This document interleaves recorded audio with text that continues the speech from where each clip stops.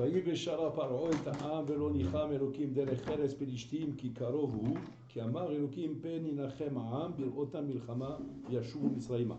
Donc on dit que Akadosh Baruch Hu, il n'a pas laissé les Bénis Israël sortir par la route normale, qui aurait été une route qui va raccourcir énormément le chemin.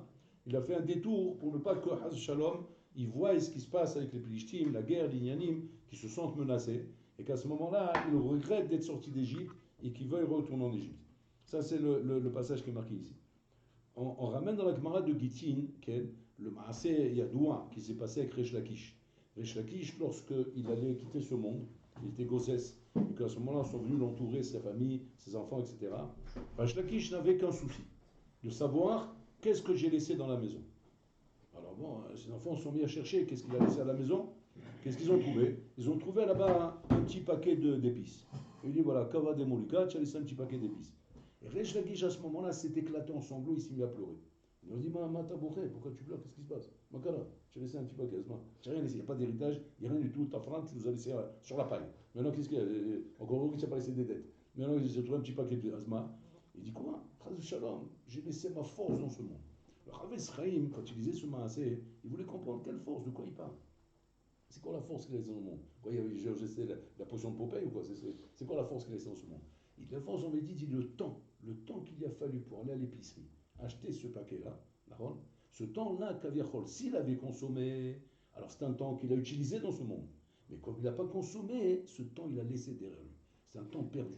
Un temps perdu qui n'a pas servi à servir Kadosh Baruch Hu. Regardez un peu les notions qu'ils avaient à Rabotaï. Où on était?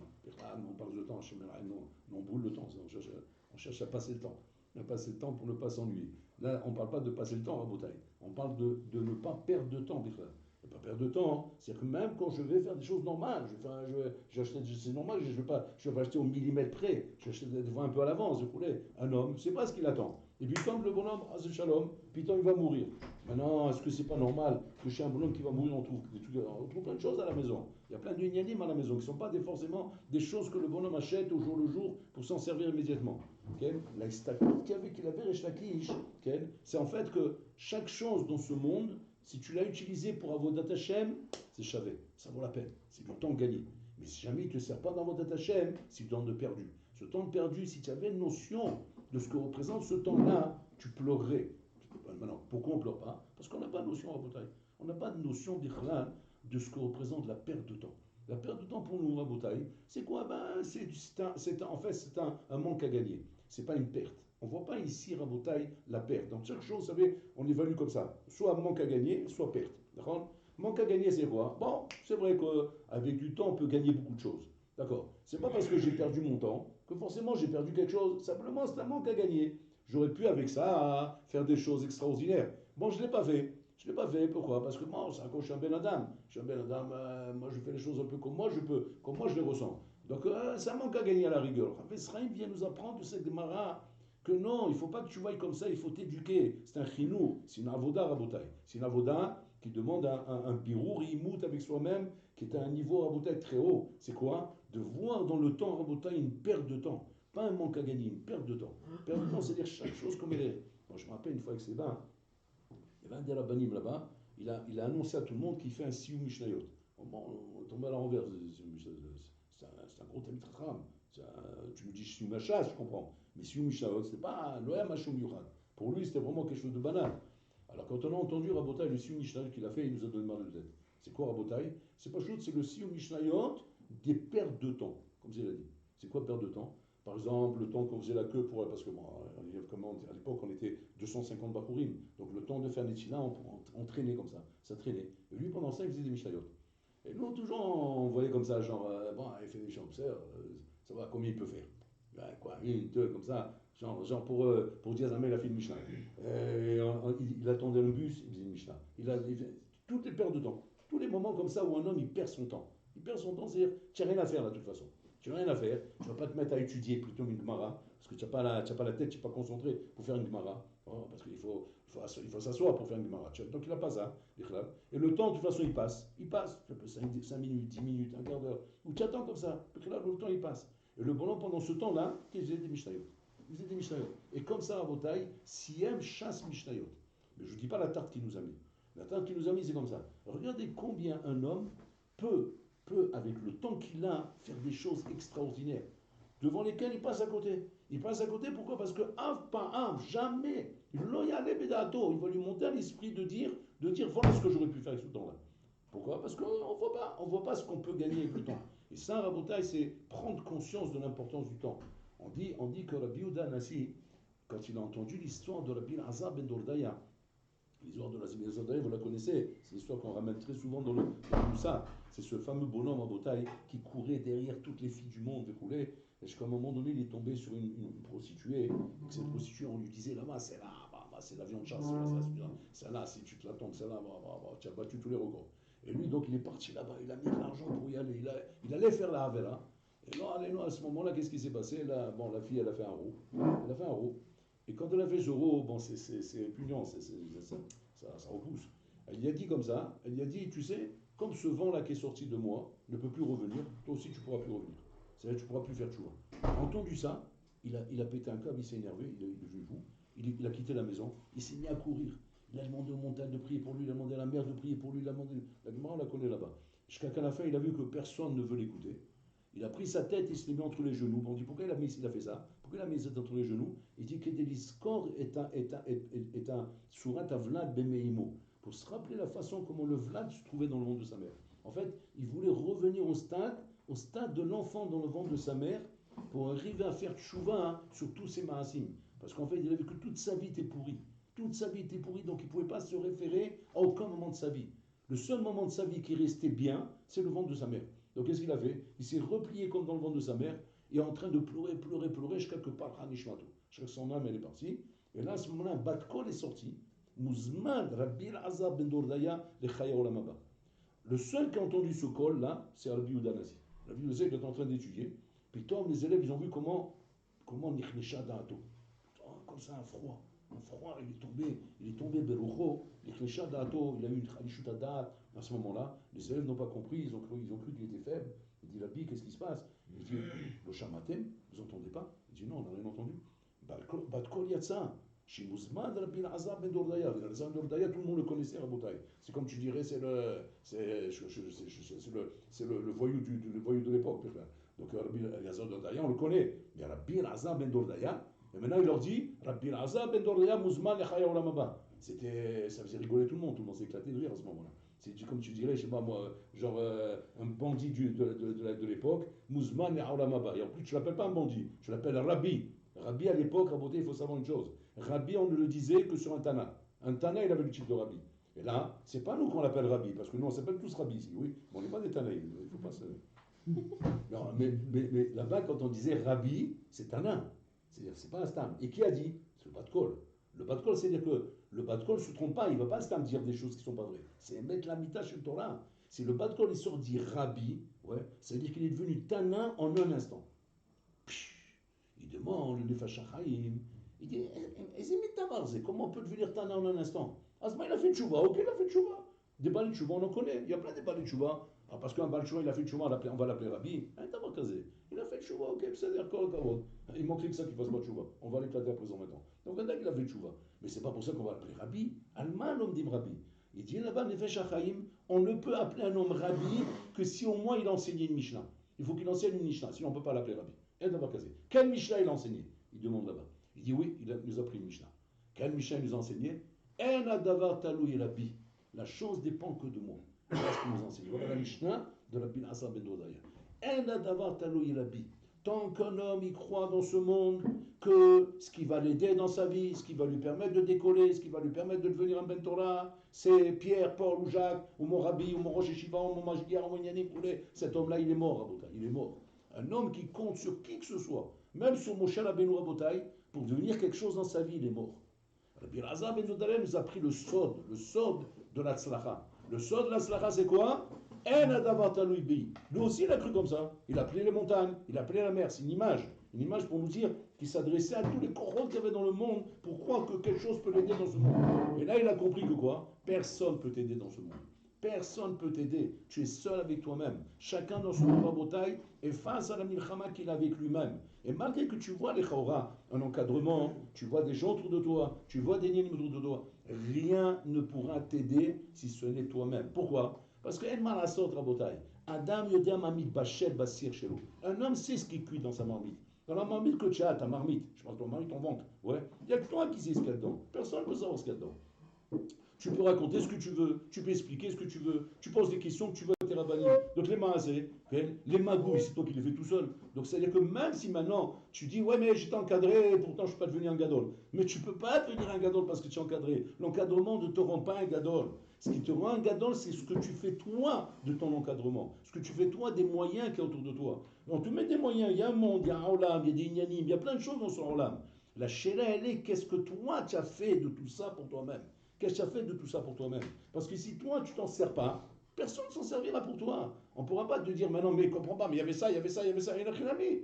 Tu vas dire, mais moi-même j'ai la question. Pourquoi là, ils ne m'ont pas aidé? Pourquoi ça ne m'a pas aidé? Mais parce que rien t'aide, rien ne t'aidera. C'est ça le lien d'Arbotaï. On est dans un monde cruel, Arzari. Arzari, Benoît aussi il appelle le monde. Il appelle Orlam Arzari. En quoi il est Arzari, le Orlam Arbotaï? Il est Arzari dans le sens où c'est un bitouille, hein, c'est une phrase qu'on n'aime pas parce qu'elle a l'air goy cette phrase. Elle a l'air goy Rabotai, mais elle est émet alpi moussa.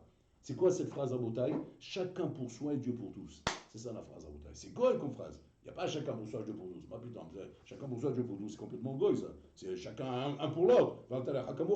Ça c'est vrai, ça c'est l'idéal, c'est le monde metoukan, un olam metoukan, olam haba, olam yafé vinifla, aval la mitziout.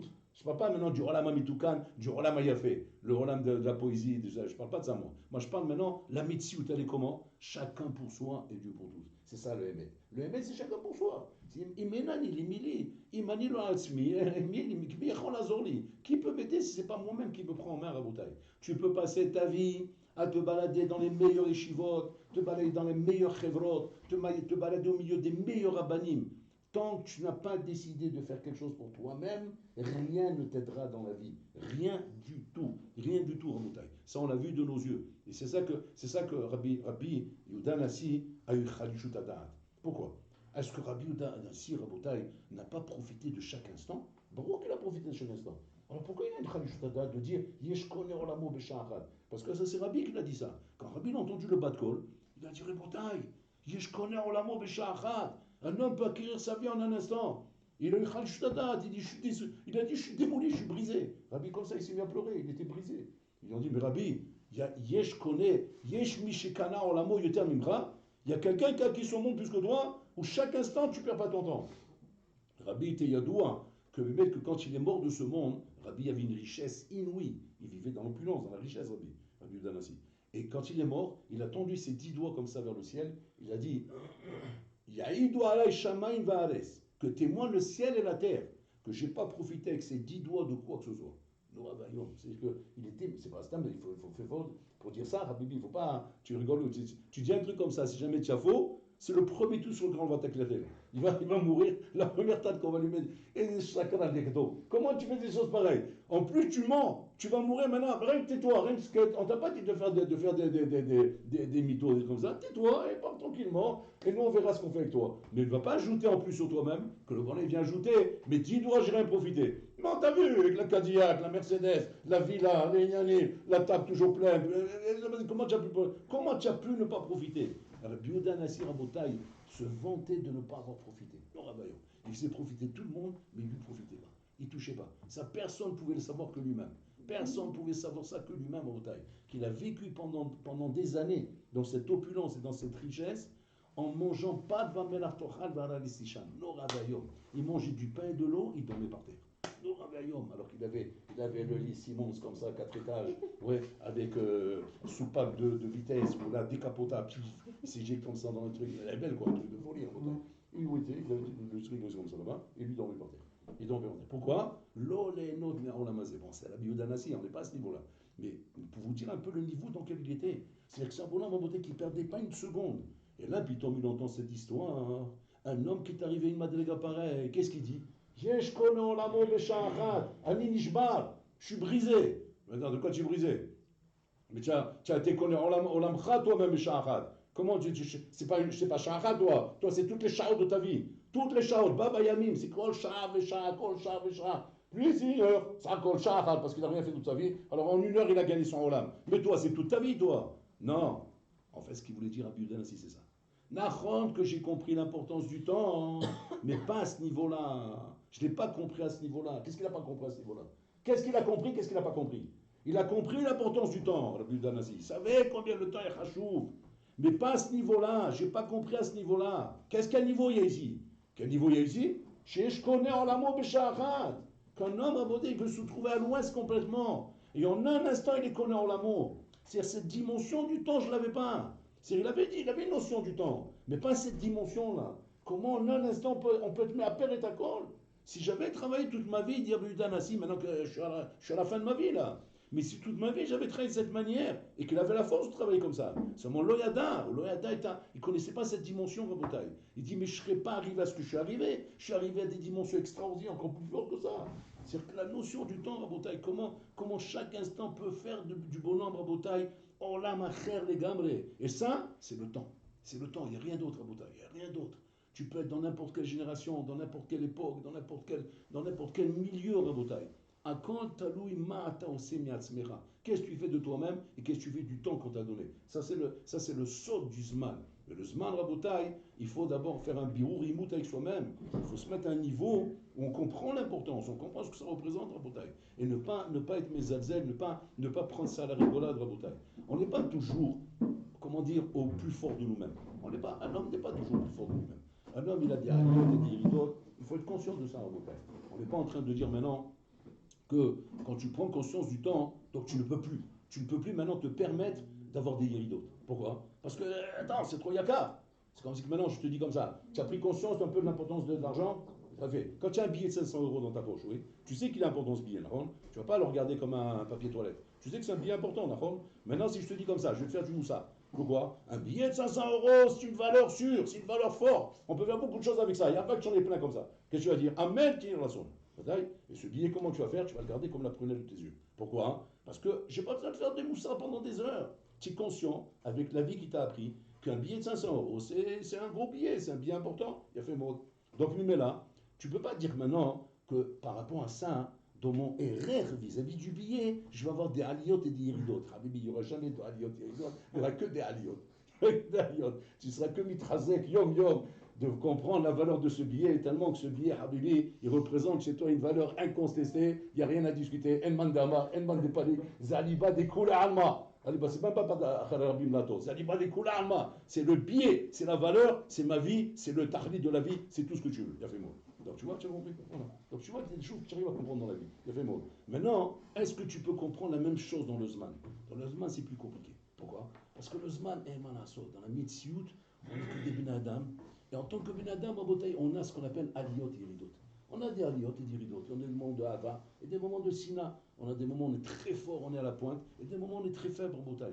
Et donc, on a du mal à comprendre, de mettre ce moussard-là, le moussard du temps, le moussard de l'importance du temps. On a du mal à comprendre ça. Il y a des choses qui représentent des valeurs, comment dire, fixes. Oh, on n'a pas besoin de discuter, on n'a pas besoin de faire des pilpoulim. C'est clair que c'est une valeur. Mais il y a des choses, Rabotai, que c'est relatif à notre état d'esprit. Dans quel esprit on est, dans quel matzav on est, quelle pêche on a en ce moment, quelle pêche on n'a pas. Et qu'en fonction de ça, Rabotai, pitom, le même truc qui vaut normalement une valeur inestimable peut devenir pour nous, Rabotai, quelque chose qui ne vaut plus rien. Qui ne vaut plus rien, tellement qu'on le regarde avec dédain. C'est qui ces choses-là? C'est le temps. Le temps. Autant chez toi, il peut te représenter, Rabotai, une valeur inestimable, autant il ne vaut plus rien. C'est-à-dire que quoi? Tu perds ton temps. Quand on dit un bonhomme, tu perds ton temps. Tu perds ton temps, tu dois avoir mal au ventre quand tu fais ça. Moi, je me rappelle, Rafrakim, quand il nous disait ce mot-là, tu perds ton temps, oh, il faisait mal au ventre, tellement qu'il nous avait inculqué cette notion de la perte du temps. Tu perds ton temps, tu perds ton temps. Ok, qu'est-ce que je dois faire, Faudra? Va travailler, va bosser, va faire des études, perds pas ton temps. Il nous a tellement mis dans la tête, Rabotai, d'avoir peur de perdre du temps, qu'on se rendait compte que quoi? Qu'en vérité, tes aliyot et iridot ne doit pas être un calcul de alia irida. Genre, il y a des moments où je suis bien, le temps je le vois bien. Il y a des moments où je vois bien, mais je ne vois pas bien le temps. Ça, c'est une erreur qu'il ne faut pas faire, Rabotai. Ne pas faire d'erreur que le temps change de valeur en fonction de tes aliyot et iridot. Le temps, Rabotai, doit être simplement utilisé différemment. Mais il ne peut pas changer de valeur. Comme le billet de 500 euros. J'ai la pêche, 500 euros. J'ai pas la pêche, un papier de toilette. Quel est le fou qui va faire des choses pareilles? C'est un fou. S'il fait ça, c'est un fou. Ils font le faire métier avec Kfar Shaoul, il y a 3 là-bas, Mahlaka qui est 500 euros. Donc là, mais tu peux pas estimer maintenant qu'il peut y avoir un esprit différent. D'avoir casé, c'est une valeur. Le temps, c'est pareil, Rabotai. Le temps doit être une valeur ferme, ferme. Simplement, tu dois savoir maintenant comment je l'utilise. Alors ça, nous avons bien enseigné ça, Rabotai. On a bien compris ça. Le Rav, il nous avait bien rentré ça dans la tête. Que le temps en bouteille ne doit pas être quelque chose qui navigue en fonction du vent, des fois bien, des fois pas bien, des fois le temps je l'utilise bien, des fois... Non, il ne doit pas caser. Le temps, il y a quart. Le temps, c'est un billet de 500 euros, c'est yakar mais autre. Maintenant, à toi de voir, ami, comment tu dois faire maintenant quand tu sens que tu perds ton temps, que tu ne dois pas perdre ton temps. Fais quelque chose avec ton temps, mais ne le perds pas ton temps. C'est-à-dire, je vous explique. Par exemple, maintenant tu as la pêche d'étudier, étudie, Chaval, la semaine. Tu n'as pas la pêche d'étudier, fais autre chose, mais ne perds pas ton temps. Ne fais pas le mytho qui est assis sur cette chaise comme ça, en train de bailler au cornet, en train de refaire du haut. Maintenant, tu vas bien, tu as besoin de quoi? Tu as besoin de dormir, va dormir. Tu as besoin de manger, va manger. Tu as besoin de faire du sport, fais du sport. Mais sois un bonhomme à bouteille qui devienne allergique à la perte du temps. C'est quelque chose qui doit être mamash, le Aleph Bet de l'état d'esprit d'un homme parfaitement équilibré. Un homme équilibré à bouteille est un bonhomme qui a compris. Avant de commencer, et d'ailleurs c'est la chose que Rav Israël Sénateur Rabotai il transmettait à Rabotai et ses Talmidim. Première chose, d'abord la valeur du temps. Tu ne peux pas rentrer, Bichlal, dans un monde de Torah, un monde de valeurs, un monde de Nyanim, de Mizvot, en parlant de Olam Haba, te projeter dans tellement de gadlout, sans avoir au moins l'élément de base, qui soit acquis dans ta tête. C'est quoi l'élément de base acquis dans ta tête? C'est le temps, Rabotai, le hashibou du temps. Le temps est hachouv. Si le temps pour toi n'est pas hachouv, il te demande le halef-bet pour comprendre ce que tu fais à l'Eshiva. Mais attends aussi, va l'Eshiva. Tu dis, à l'Eshiva, je suis là pour étudier, je suis là pour écouter du Moussa, je suis là pour faire comme ça, rouler. Ouais, Bekitsour, tu es là pour perdre ton temps. Pourquoi vous dites ça? Pourquoi tu dis que je suis là pour perdre mon temps? C'est parce que tu n'as pas compris. Tu crois qu'on est en train de t'occuper, on est en train de chercher à t'occuper pendant ton séjour à l'Eshiva. C'est pas ça le Shabbat. On est Sarakol ici, dans un terrain où on essaie de t'inculquer justement la hachibou du temps et avec lequel tu vas construire ta vie. Tu vas construire ta vie. Regardez comment le Rambam il explique le Chiyuv Limut Torah. Le Rambam, c'est Hatsoum, le Rambam, c'est la référence de l'Halakha dans le Iyun. Parce qu'il y a l'Halakha, il y a le Iyun dans l'Halakha. Le Rambam, c'est la référence du Iyun dans l'Halakha. Regardez comment il écrit. Il dit Kol Adam Chayav Lilmod Torah, Bekol Zman Apanui Lo. Pénéprime ce Rambam, Hatsoum. Vous avez compris comment il écrit? C'est-à-dire qu'il te donne le guéder du Limut Torah. Ma guéder, un Chayav, quel Shani Chayav Lilmod Torah. Ma guéder, c'est quoi le guéder? C'est quoi le guéder pour que je sache? Parce que la Torah, comment c'est marqué? C'est marqué le soir, le matin. C'est quoi, 24 heures sur 24? Je bouge pas? Non? Regardez comment le Rambam écrit. Kol zman apanouy lo. Kol zman apanouy lo. C'est-à-dire que quand c'est que je vais comprendre le guéder du Chiyuv Limut Torah que j'ai, quand je vais comprendre ce que ça veut dire panouille, que ça veut dire que c'est quoi panouille? C'est quoi être libre? Je suis libre de mon temps. Maintenant je suis panouille, anichav Limut Torah. C'est-à-dire qu'il sort d'après le Rambam que si je ne suis pas panouille, d'accord, elle lit tout le Torah. Je n'ai pas lu tout le Torah là maintenant. Je suis assis avec ma femme au restaurant. Maintenant ma femme va me faire le hassan. Ou bien le copain va à côté. Il me dit ah, vous êtes là. Sur le compte de qui il lit tout le Torah? Ouais, il veut me couper l'appétit là. Donc, qu'est-ce qu'il faut? Comment je réponds à un bonhomme pareil? J'ai le Rambam dans ma tête. Rambam dans ma tête, c'est quoi? Kolzman, panouille, non. Je suis pas panouille maintenant. Comment tu vas panouille? Qu'est-ce que tu fais alors? Je suis avec ma femme au restaurant, c'est tout. Je suis en train de passer un bon moment avec ma femme. Ça fait partie de ma vie. Et comme dans ma vie, il faut aussi des choses comme ça, ça ne s'appelle pas que je suis panouille. Donc c'est-à-dire qu'on ne peut pas parler à Botaï de notion de Chiyuv Limut Torah tant que je n'ai pas appris à comprendre c'est quoi le guéder de panouille. Sinon, je ne comprends pas de quoi on parle. Parce qu'à chaque fois, je pourrais dire je suis panouille, je suis panouille, je suis pas panouille, je ne sais même pas ce que je suis. Donc, je n'arrive même pas à dire qui je suis, Bichlal. Est-ce que je suis panouille, je suis pas panouille, je suis occupé, pas occupé? Je sais jamais où je suis, Bichlal. Donc, à chaque fois, je pourrais me reprocher de dire ben, maintenant, Serge, qu'est-ce que tu fais? Tu devrais étudier maintenant. D'accord? Chez la Tova. Alors, donc, qu'est-ce que j'ai besoin de savoir? J'ai besoin de savoir, Mazenikra panouille. C'est quoi le zman panouille? Un homme, il travaille. Il n'étudie pas. Il n'est pas panouille, il est en train de travailler. Un homme fait du sport maintenant. Il est en train de faire du sport pour sa santé. Il n'est pas panouille, il est en train de faire du sport. Tu vois pas, on ne va pas après 120 ans dire à ce bonhomme mais pourquoi tu faisais du sport? Pourquoi tu courais là-bas? Pourquoi tu avais du foot? Espèce d'abruti, tu perds ton temps. À quoi ça te met des ballons dans des cages? Qu'est-ce que tu as gagné avec ça dans la vie? Tu pêches, Michougan, ton temps. Non, on te dira jamais ça. Pourquoi on te dira ça? Parce que j'ai besoin. J'ai besoin de ça pour ma santé, pour mon équilibre. Je ne suis pas en train de perdre mon temps, je suis en train d'utiliser le temps. Ça, Zinifla. Par contre, Le même bonhomme à Rabotai, il n'est pas sur un stade de foot, hein. Il est assis derrière la table au Beth Midrash, ouais, en train de perdre son temps. Il est assis au Beth Midrash, derrière son stander, mais il regarde les mouches voler.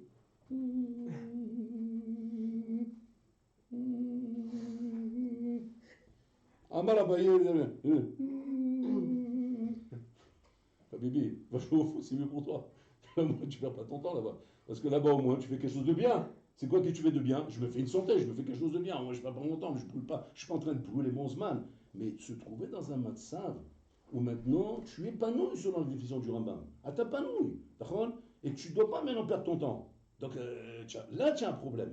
C'est qu'il faut, Rabotai, faire très attention aux faux malachim du Yetzirah. Le Yetzirah est très fort, il nous fait des faux malachim. C'est quoi les faux malachim du Yetzirah? Le faux malach, c'est comme ça. C'est que tu as assis au Beth Midrash, c'est bon.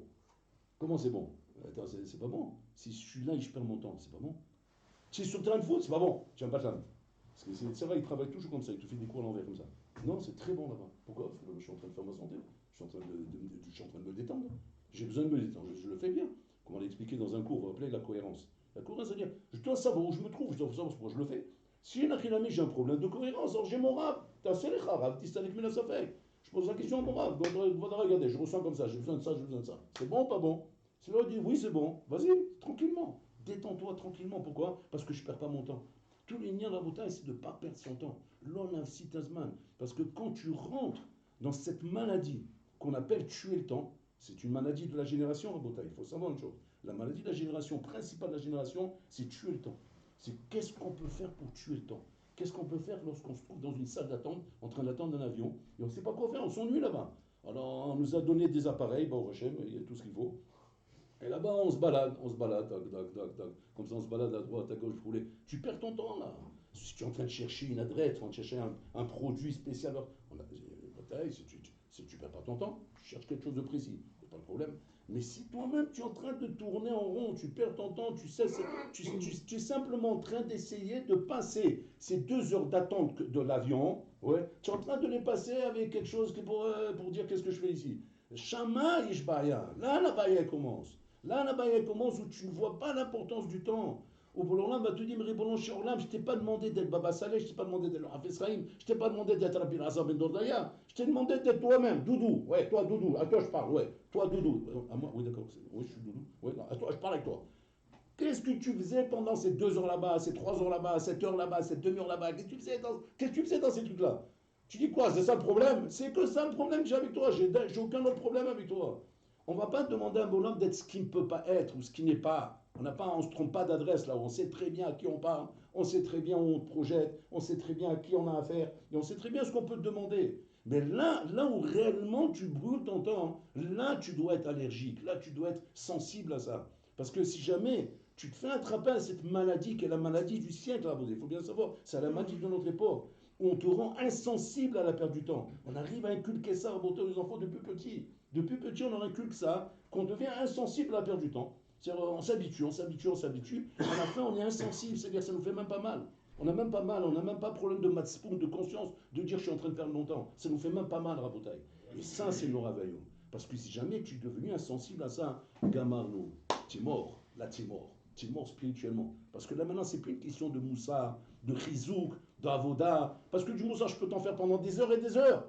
Mais tu as une mauvaise définition. À quoi il va servir mon moussa? Mon moussa ne peut pas servir à quoi que ce soit avec toi, du moment où tu as une mauvaise définition de la gestion du temps. C'est ça le problème, Rabotai. Hachem ne devient pas bétarnot avec ses enfants. Hachem va jamais te reprocher pourquoi tu t'es détendu, pourquoi tu as été te promener dans la nature, pourquoi tu as été te balader au bord du lac, pourquoi tu as été regarder un aquarium avec des poissons pendant 1 heure parce que ça te détendait. Bon, là, n'a pas de problème, mais c'est pas ça les questions qu'il va te demander. Bon, là, il va te demander pourquoi tu perdais ton temps là-bas dans la salle d'attente, là-bas à l'aéroport, ouais, en train de brûler tes yeux, en train de brûler tes oreilles, en train de brûler ta bouche, en train de s'assis à côté d'un soulard, là-bas, un péglon, là-bas, qui s'est mis à côté de lui, en train de lui parler de toutes les sortes de vins qu'il y a. Ah ouais, celui-là, il est bon. Ah ouais, monsieur, c'est le Bordeaux. Ah, mais c'est la dernière cuvée. Bon, je te dis pas, là, il est lui en train de parler que ça pousse.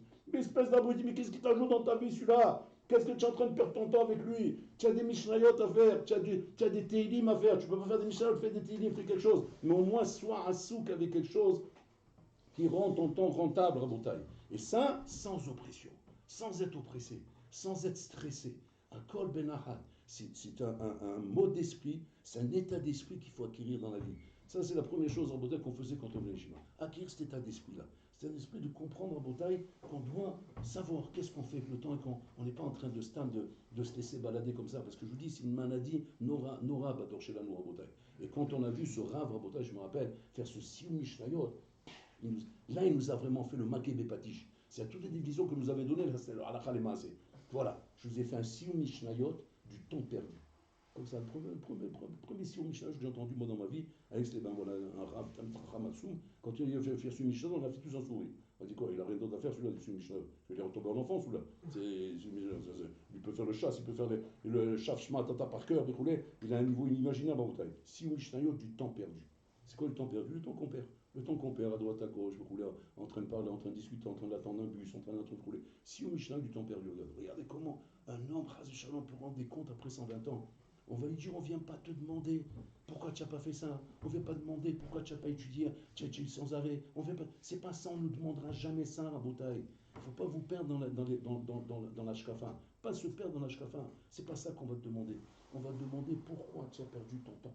C'est ça la tana qu'on voit contre nous. C'est vraiment des choses qui sont à notre portée, qui sont là à Botaï, qui demandent un état d'esprit, qui demandent une vraie ashkafa, un vrai bignat chez la personne. Demain, tu ne seras pas forcément un avraire, tu peux aller travailler n'importe quoi à rouler. Tu vas être un bonhomme à Botaï que, quoi que tu sois dans la vie, quoi que tu sois dans la vie, il y a une chose qui doit être ton point de repère, c'est on ne perd pas son temps. L'homme a d'Inzmal à Botaï. Moi, j'ai des amis qui ont des cabinets dentaires, des cabinets d'avocats, des trucs, des bonhommes qui sont sortis d'excellents à Botaï. Ils ont fait des études. Aujourd'hui, c'est des bonhommes qui ont des postes, des très beaux postes. Mais je vous assure, à chaque fois que je les rencontre et que je parle avec eux à Botaï, je vois cet ashkafa, il est là. Il ne perd pas le temps, le bonhomme. Il ne perd pas de temps. Entre deux clients, entre deux bonhommes roulés, tu vois, il a 5 marées, il livres près. Le bonhomme, il étudie, il a ses zarim. Les zarim de perte de temps, on appelle ça. Les zarim de perte de temps. Il a des petites comme ça, c'est-à-dire comme ça, vite fait, son petit calepin comme ça, il regarde, tac, tac, tac, tac, tac, tac. Il ne perd pas le temps à Botaï. Et ça, à Botaï, ça rentre dans l'esprit de l'homme avec mamash, une souplesse extraordinaire où l'homme ne se sent pas stressé. Il ne se sent pas stressé, pourquoi? Parce que quand il a besoin de faire quelque chose, il le fait. Quand il a besoin de se détendre, il se détend. Il n'a pas de problème, le bonhomme. Il ne va pas se pendre, il ne va pas se tenir comme ça avec une corde autour du cou. Non, il fait ça. Mais par contre, quand il y a le temps, il est là, madame, je profite de ce temps. Sur ça, il a pleuré Resh Lakish. Kava de Morika.